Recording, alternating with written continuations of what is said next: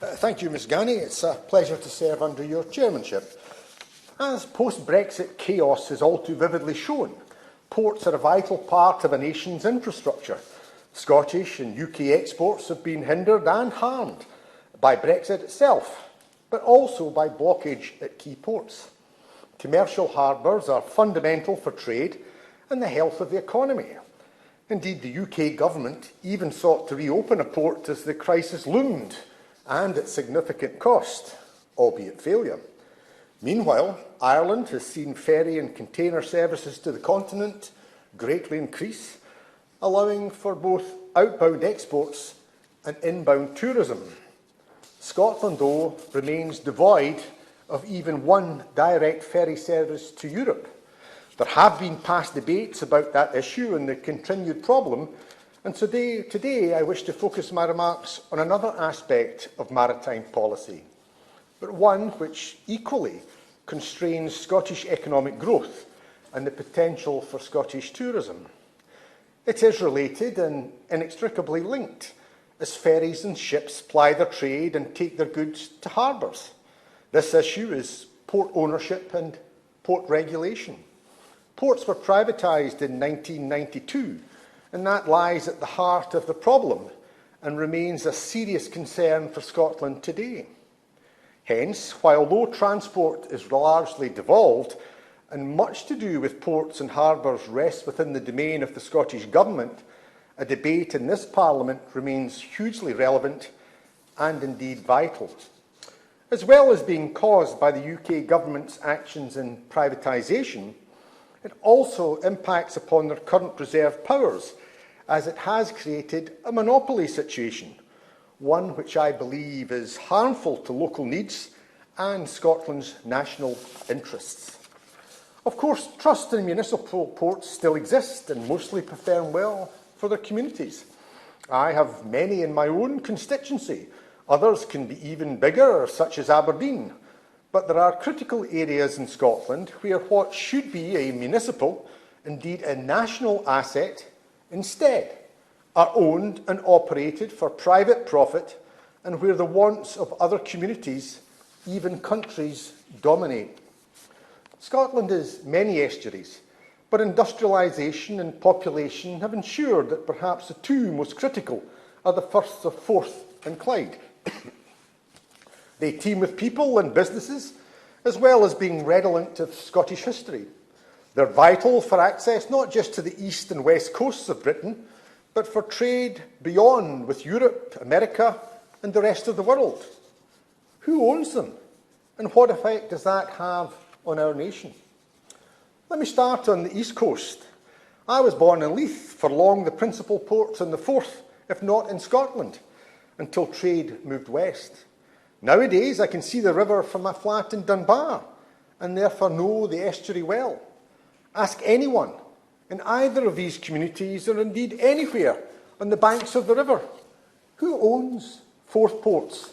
And they'll say, perhaps the council, or the Scottish Government, or maybe even a wealthy Scottish industrialist. But no, they'd be wrong, and they'd be gobsmacked to know that Forth ports are owned by the Public Sector Investment Board, a Canadian Crown corporation. The fundamental duty of that organisation is to maximise revenue for the pensions of Canadian public sector workers, current or retired. A laudable aim that I do not criticise in the least, as it's no doubt pensions well earned through hard work and endeavour. But the duty of the Canadian Public Sector Investment Board is not to ensure the maximisation of the port asset for the local community, let alone ensure the growth of the Scottish economy. No wonder many residents in Leith, and even some employees, view them more as a property developer than a port operator. Or that Forth ports see the construction of a wharf allowing for cruise liners to dock as being the responsibility of the Scottish Government, rather than them, despite their name and ownership of the asset. But that's how it is. It's not Canadian pensioners to blame, but port policy, or the lack of it, in Scotland and the UK. But it gets worse. For not only is Forth Ports owned by the equivalent of an absentee landlord, and Scotland knows how harmful they can be, it's worsened by other ports that Forth Ports plc own and which they also operate. There, Forth Ports becomes the equivalent of a branch factory, and once again, Scotland knows how harmful that position is.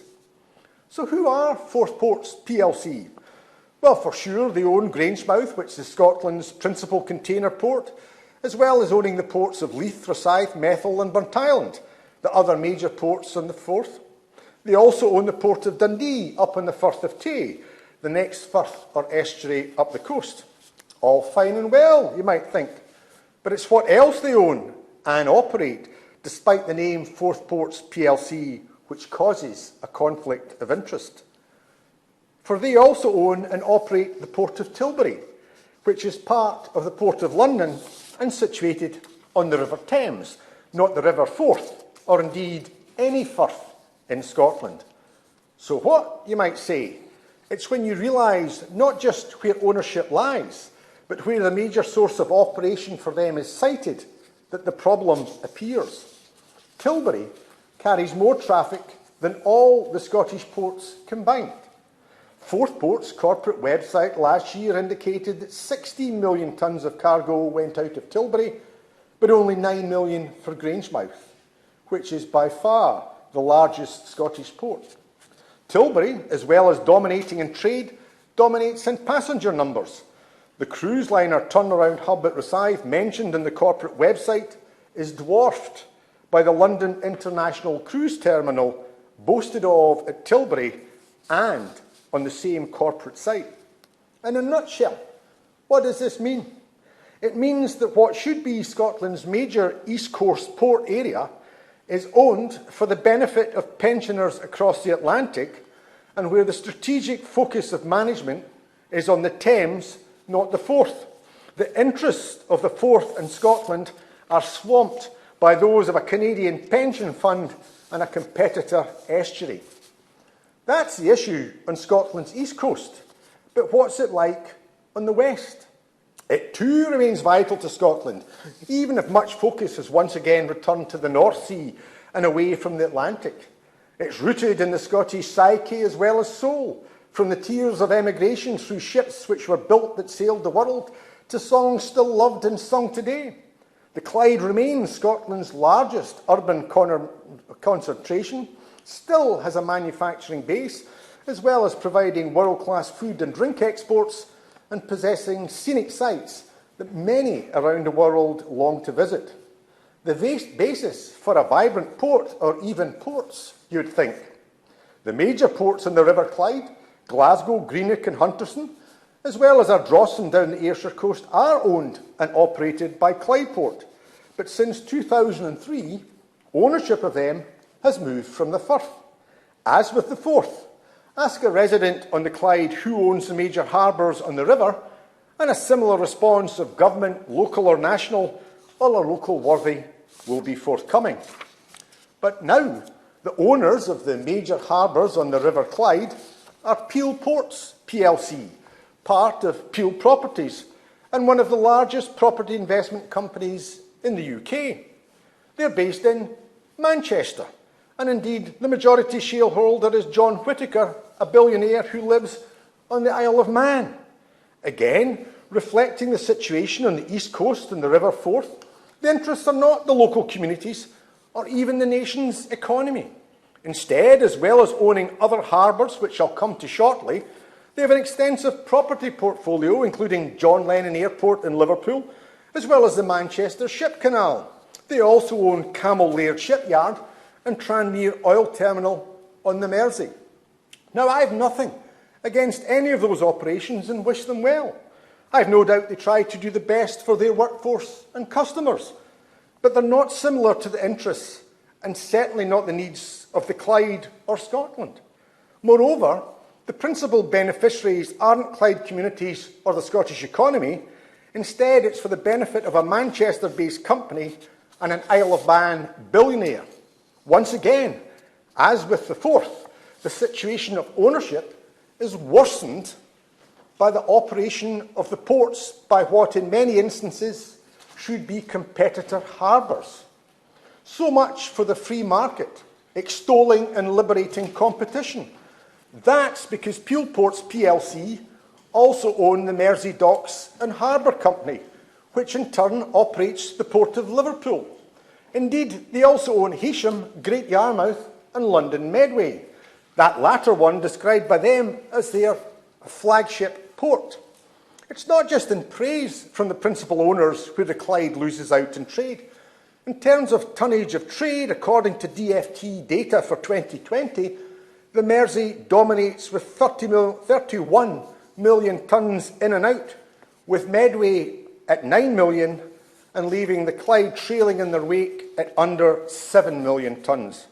As with the Forth, both ownership and operation of the Clyde neither have the local community nor the national interest at their heart or as their focus. There are additional issues in the Clyde which worsen those conflicts of interest, whilst they could also arise on the Forth, given the circumstances. They're certainly live on the Clyde. Firstly, as a consequence of harbour ownership, Peel Ports are in charge of Inchgreen Dock in Greenock. So what, you might say?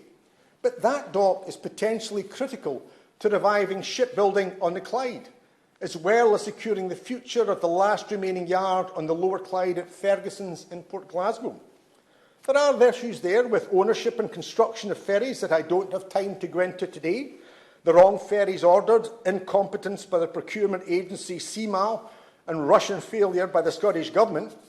But what remains clear is that Scottish island communities have a desperate need for new vessels, and Ferguson's is the yard to build them. When work is required and an industrial future sought, it's there, not Turkey, that orders should go.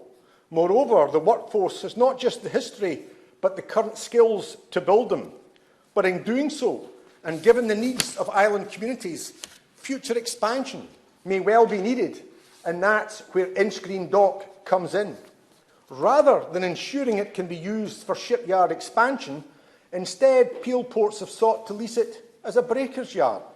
The skilled jobs are fewer and the work less profitable.